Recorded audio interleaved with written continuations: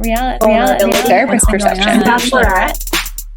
Hello, and welcome back to Reactivity TV, where we give our therapist perspectives to all of the trending TV and movies that you are watching, and we're watching too. I'm Amy Albero. And I'm Catherine Van Eyck. We're both licensed therapists talking to you about The Bachelorette, Season 20, Week 6, Hometowns. Woo! Hometowns, Week 6. This is wild. We're here. See, I said like hometowns, like, oh my gosh, so exciting. But like, this could not be less exciting. This was a very dull episode. We didn't have too much pushback from parents or family members that made it like interesting as usual.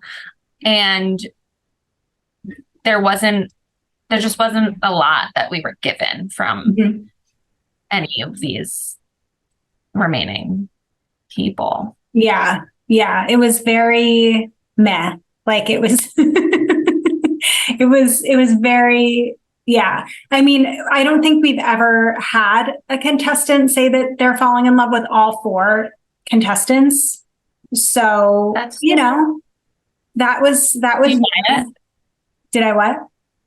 Do you buy it? No. I mean, my feelings on falling in love to begin with. Falling in love. Can you remind or tell our viewers who may not know Amy's feelings about falling in love? I think the idea, like this concept of falling in love, is bullshit. And I think it's just something that you say.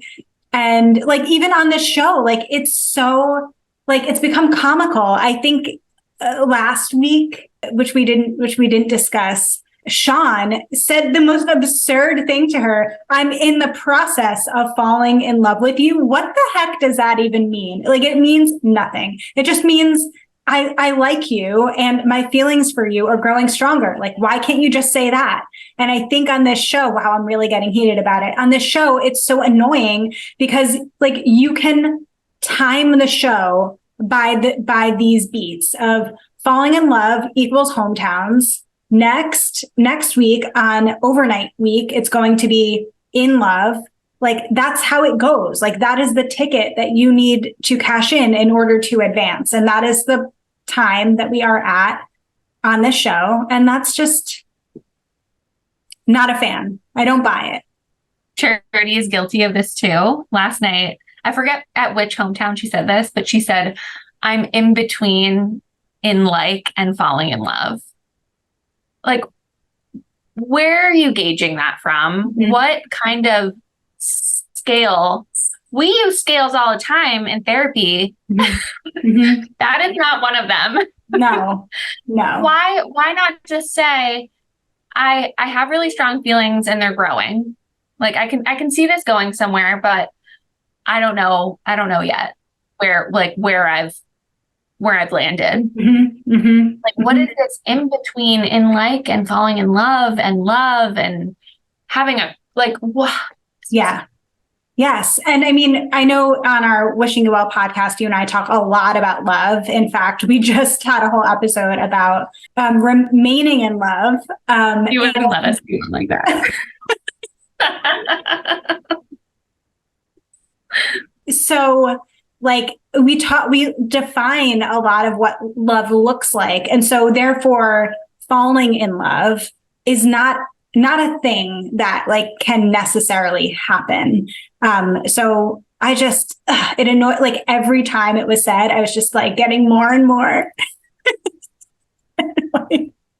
But I'm happy, I'm happy we've made it. I'm happy with who the final three are.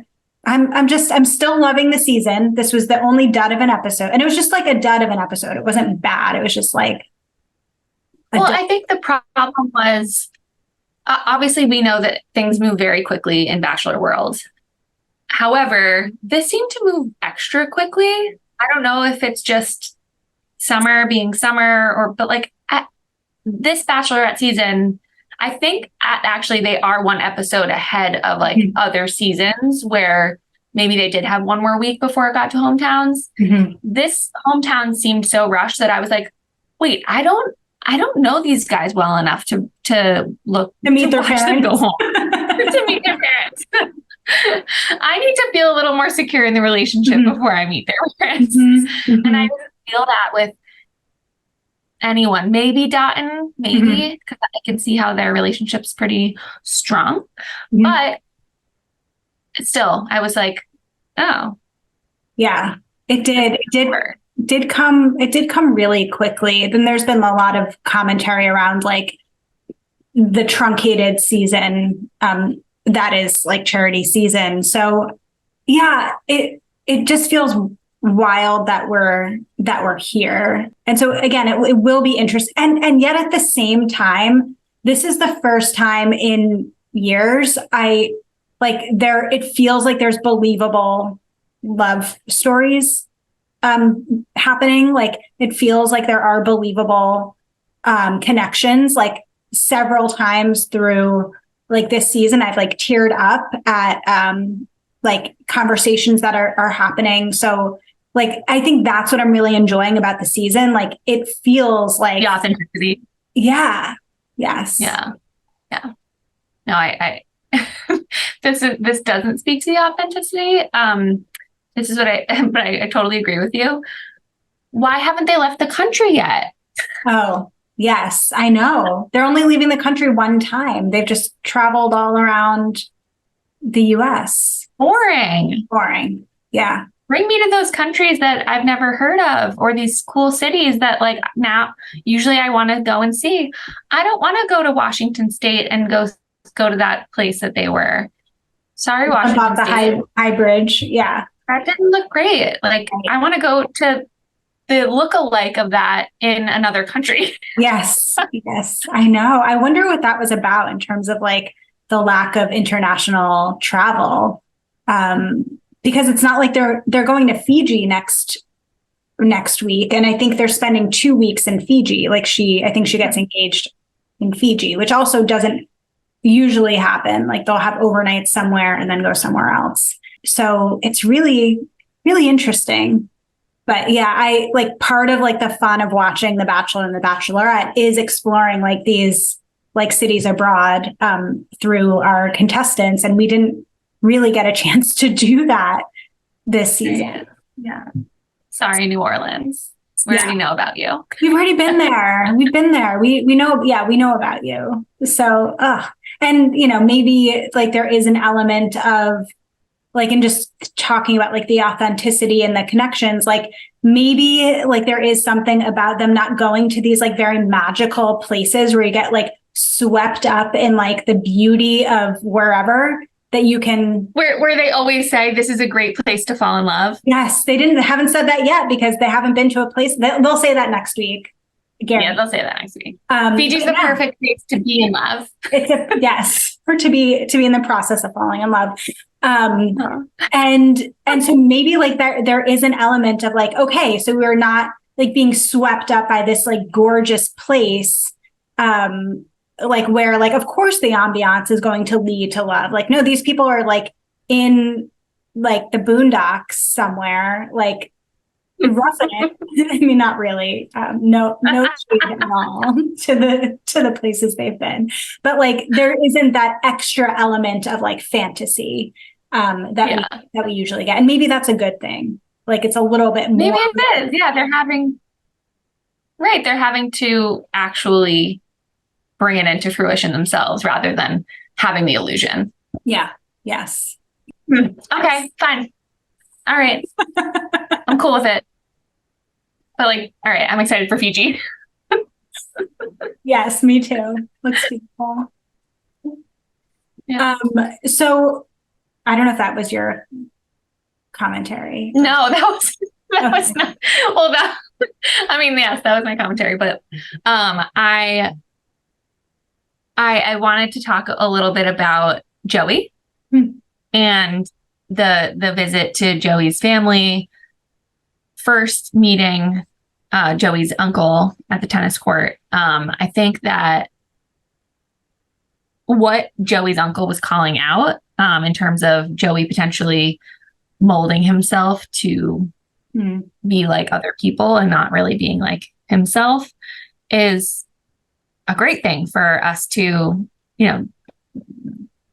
piece out a little bit. Whether or not that's happening here, that's something that a lot of people do in relationships. That's something that people, and they have even used this language last night that like Joey's a pleaser. Joey's somebody that just wants to make other people feel good, make other people happy. And when people do that, they often lose themselves. People, we hear a lot of the times, don't lose yourself in a relationship, or like, be careful. And that's like one of those things. It's like, remember who you are while you're entering this relationship. Don't just become somebody else for the relationship. Mm-hmm. Yeah, no, you're so right. And I was thinking about that too. Like, just like the correlation between people pleasers and those people that like tend to become chameleons in their relationships, especially romantic ones. And that's like, it happens. It's so common. And I think, it can stem from like a lot of insecurity or a lack of confidence, or just maybe a more insecure attachment style or anxious attachment style. And so like that was like really, really interesting insight to hear from his uncle. And I don't think that I remember to this point, Joey, like calling that out about himself, that he tends to be a pleaser, a people pleaser, right? Like that was news to us. Mm-hmm. Yeah. So it's hard to tell if that's really something that happens, or something maybe that his uncle is just worried about. Maybe it did happen in the past in one relationship, so he's a little wary of it. Yeah. But obviously we don't know Joey outside of this situation, so we don't know if that's the case. His uncle seems to know him really well. He also shares his name, so maybe he knows a little bit more about Joey than we do. Yeah. Right. And it did seem like in that conversation, I don't know if I'm trying to remember at this point if it was like it was a conversation between Uncle Joe and Joey, like where Uncle Joe is saying like, remember, like, this is something that we've talked about before. And so I don't know, like we didn't get enough context to know like, what does that mean? Or where did this show up? Or how did this play out? Like, we don't know enough to know that, but it really sent Charity into a spiral, kind of even getting posed this question of, do you think you've seen his authentic self, basically? What do you think made her so anxious about hearing that? Well, I think on the one hand, she seems to have some strong feelings for him. And so, yeah, it's hard to tell. I don't know if it's just like playful, because they seem to have that kind of dynamic. But from what she's saying, she has strong feelings for him. So to hear that would ring an alarm, and be something that I'd be worried about, because I mean, we know Charity. We know she does or did similar work to you and I. And so she's probably seen, of course, in her personal life, but like in her professional life, how much of an impact that can make on somebody's life when they aren't living into themselves, and they take up this other persona, or they take up this other, way of life, because that's. Well, actually, speaking of what you just said in terms of like Charity's professional experience and her training, that was actually something that I wanted to bring up. Again, as I've said many times, I listen to a lot of like Bachelor podcasts and commentary, and I was listening to an episode of a podcast I won't name, but they were talking not necessarily about the episode, but about what was kind of going on outside of the show, and a social media post that Charity had made in reference to Brayden, who left. And it was kind of like a jokey post about Brayden. And the commentary by the podcast host was essentially like, Charity's a therapist. Like, does that sound like very empathic coming from a therapist? Basically, was the gist. And like, Charity as the therapist, like essentially was being held to a particular set of expectations or standards. And I was kind of like, I was finding myself getting so activated listening to this commentary. And this is a podcaster that I love, a podcast that I love. So it's like it was clearly like about me and my shit and all of that stuff. But I was just thinking, like, one thing that I appreciate so much about Charity being the Bachelorette, who is also a therapist, is it's so normalizing and validating to see someone who, has skills and training and still struggles with decision making, with relationships, with love, with expressing herself, she's crying a lot. This idea that she needs to be all together all the time, or that she should know better or be better or not be as reactive because she's a therapist, was really sending me, because I feel like that is such a standard that we're held to, as therapists, better, so you should do better, but it doesn't work that way. We can have the skills and training, but doing it, applying it in our own life when we are activated or we are having, we're being triggered, it's really freaking hard to do. And we're not necessarily saying as therapists, we're experts or that we're perfect. That's not at all what it is to be a therapist. It's to be a very empathic human who is able to kind of understand and have insights that are, deeper or wider or broader than the average person.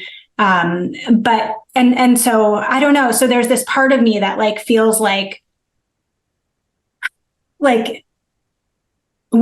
I guess I'm looking at Charity with some different empathy through these episodes and thinking she does have a lot of skills and training, and being met with people, and she probably can read people really well. And so if she is missing something that seems pretty obvious to us as a viewer, then that must speak to how activated she might feel in the moment, that she might be maybe missing things that she would pick up on in a situation where she's a little bit more removed. She is literally at the center of this television show where there are, however many people around her at all times, lights and cameras on her. And so it's not fair to hold her to the standard of who she would be behind a closed door in a private space, with a person sitting one-on-one. It is so not fair to do. So I've read. No, I think that I agree with you to an extent in that, for somebody like Charity, who has shown us time and time again how great of a person that she is, therapist or not. I think it's unfair for somebody to pick apart something that she might say, that somebody oh, but you're a therapist. I think that she's given us so much good that she can say something or, write something and okay, cool. We're human too. And we don't have to have our therapist hat on all the time. And I think that there are other exceptions where if somebody's not, I guess, behaving or acting in a consistent manner where they don't have empathy, whether they're a therapist or not, then we're going to have issues with that. And there was a therapist, and I forget whose season, but that Taylor something. Oh, yeah. Right? She's a psychologist. Yeah. So she did a lot more in her season and outside of her season that had certainly me questioning her ability as a therapist. Because there are parts of us that show up in our personal life. I'm sorry. There are parts of our personal selves that show up as our therapist selves. But if you consistently see this questionable behavior in a personal way, I would make that judgment. I would make that judgment of I wonder what kind of therapist you are because of the way that you've been acting. Mm-hmm. But for Charity, totally agree. I totally think that Yeah. Okay. You're allowed a few slips and a few judgments of your own. Right. In just being a human, because overall you're great. Yeah. No, and you're right. I mean, it is so much more nuanced than that. And we talk about this a lot in our profession, and like specifically us in our organization, that like while we're humans first and therapists second, like we never fully shed either self. Like it is like that Venn diagram. Like we're always both. And so like I think you're right in that like we can sort of make an assessment about who someone is as their human self and as their therapist self throughout the show or whatever, throughout what we're seeing on just even in any interaction. Take it off the show, like just based on how someone portrays their character. And Charity just seems like an excellent human, which also probably means that she's a really tuned in, warm, nurturing, caring therapist. Like I bet her clients love her. Like she's got great interpersonal skills. Like that's like what you need to be successful as a therapist. And so I just am, I guess, feeling protective of her in that she's being held to a different standard because of what her profession is. I don't think that's fair. So was there anything else about you want to talk about? Yeah, I mean, I had some things that came up as questions that I thought we could talk about. The first being that Charity asked every family, do you think insert contestant is ready for an engagement? And I guess it made me wonder, how would one even assess for that? Like how does someone know if they're ready for an engagement? No. How does a family member know? Yeah, if somebody's ready for an engagement. Mm-hmm. I mean, I don't think my brother watches this, but like if you ever asked me if my older brother was like ever ready to become a dad, I would be like, oh my God, that's so funny that you're saying that. And then lo and behold, he becomes a dad and he's like the best dad ever. And it's amazing to see. And it's like that much more amazing to see because I'm like, oh my God, like you're my older brother. That's so weird. Families don't have that perception of somebody like that. So it's a weird question to ask and a really unfair question to ask. Yeah. And like, I'm so glad you said that, because I was having the same reaction. Like, what do they know? Like, and they only see them through one context. And like, I don't know what kind of deep conversations you're having with your child or your sibling around like their readiness for that next step, or like, again, like what, I don't know how they are assessing it. Like, I think it was Xavier's sister that said like, oh, he's always talked about like wanting to be a dad. Okay. Does that make him ready to be engaged right now? Like, it just means that like he wants to be a dad one day. Like that's like literally all it means.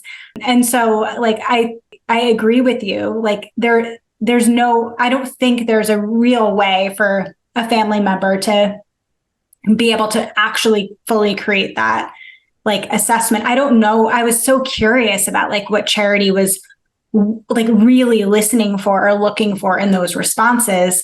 Like, even if a parent flat out said no, like that would also make me question it, like not in like I'm questioning the relationship, but like that's really curious that like you'd come out and say that your adult son is like definitely not like ready. Like I don't know. So it just felt like it was such an interesting question, and it seemed like I don't know that she had created enough of a framework for what she was looking for in terms of like actually getting a question answered. Like that was not a good question. I guess that would be my critique of her. Like, not a good enough question to actually get information from these people. It's not the right audience. It's not, you're not asking the right people. And I understand why she wants to know, obviously, but in terms of who to ask, friends would be better, but still not great. The only person to ask and try and hopefully get a genuine answer from is the person that you are falling in love with. Yeah. What might you ask in order to determine if maybe the person you're dating is on the same page as you, or like is in that part in their life to take that next step toward engagement? Well, I think it's just, I don't think that the hometowns are should be meant for that at all. I think hometowns, like if we pull out of Bachelor world, meeting someone's family is more about learning more about your significant other, learning more about them through their family. And that's not direct questions necessarily. That's just through natural conversation and through maybe them telling stories about this person and then them learning about you. So it's like, it's not, I mean, in some ways it can be like an interview, but it's like, can I learn more about this person, and what I find out about this person, is it going to make me feel stronger about them, or is it not? And how do I feel about their family? Is this a family that I want to be spending my time with for the rest of my life, or is it not? And if it's not, but I still feel strongly about this person, is that going to be a problem? So like, this is what you're trying to gauge when you meet someone's family. It's not, hey, tell me everything I need to know so that I can figure out if I want to say yes to this person or not. If they even ask me. Yeah. No, you're so right. And I mean, I guess that brings me, and I guess I'll answer my own question. We talked about this in previous Reactivity TVs and in other seasons, but one question I hope we see get asked next week is, what does engagement mean to you? Because I think like there are some people that will just say like, no, engagement definitely means like we're leaving here, we're getting married.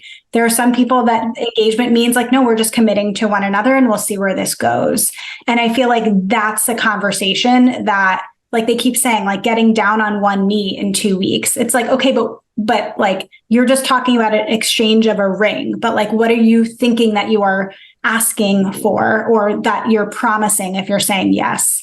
And so I would love to hear those conversations about like, what does engagement mean to you? What do you see life looking like after this show? How long of an engagement do you think you'd feel comfortable with? Like just asking more questions in order to again get some meaning making. Yeah. But your point about hometowns and meeting the parents was, you started to answer my next question, which was how much should someone's family influence your decision about your partner?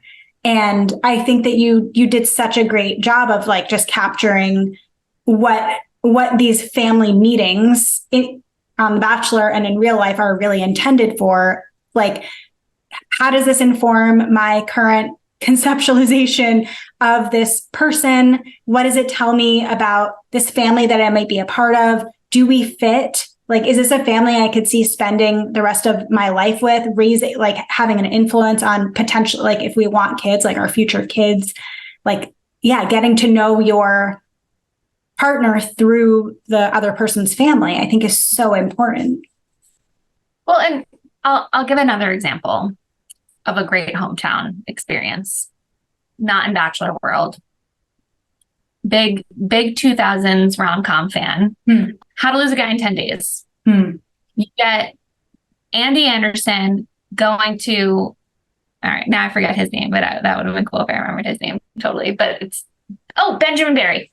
So you get Andy Anderson going to Benjamin Barry's hometown in Staten Island. And up until this point, okay, she's playing this game. It's all a ruse. All right, she definitely has feelings for him, but like, is forced to go and meet his family. And in being forced to go meet his family, she shows up as her authentic self, not this one that's been like conspiring this whole time to try and get her way at work.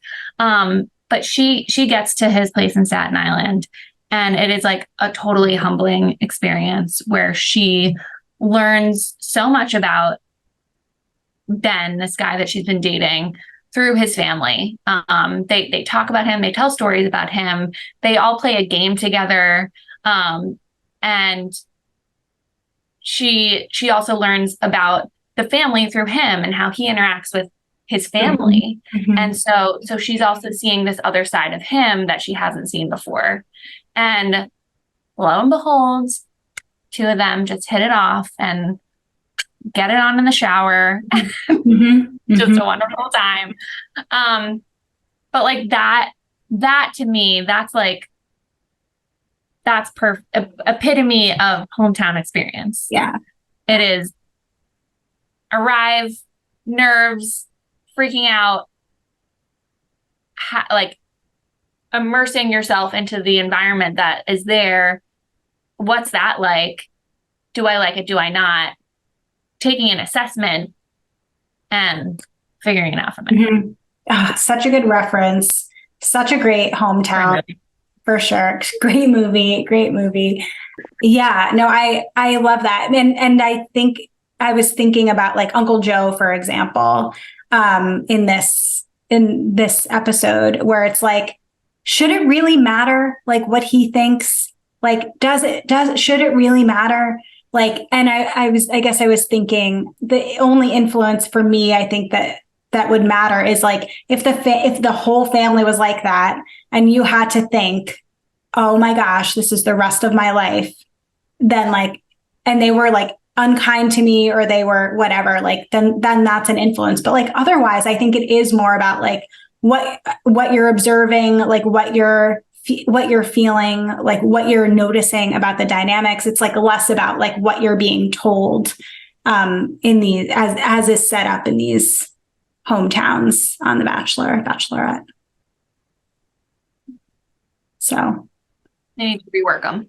They do. I mean, it will be, and we didn't talk about The Bachelor last week, but so we didn't talk about our new Golden Bachelor, Gary. But I will be interested to see hometowns with a more like mature crowd, or like if they do hometowns, like what that's like. But it would be just interesting to see people who have had experience dating, being married, having their own kids. Like, I'm so curious about like how that might look different, like with a 50-year age gap between what we're seeing now.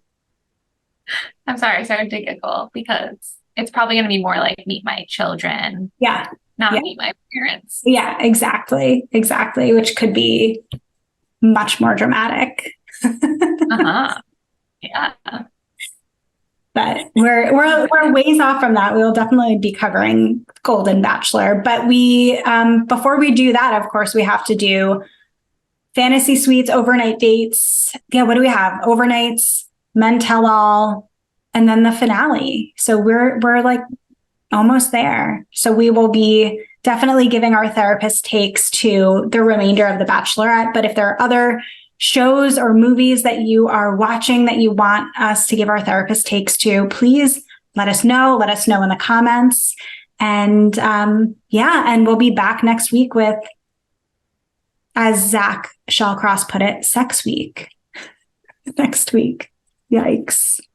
Don't quote him ever again. Did you forget about Zach? Yeah, I did. I blocked him out. Sorry to bring it up, but we'll be back next week. We will see you then. Bye.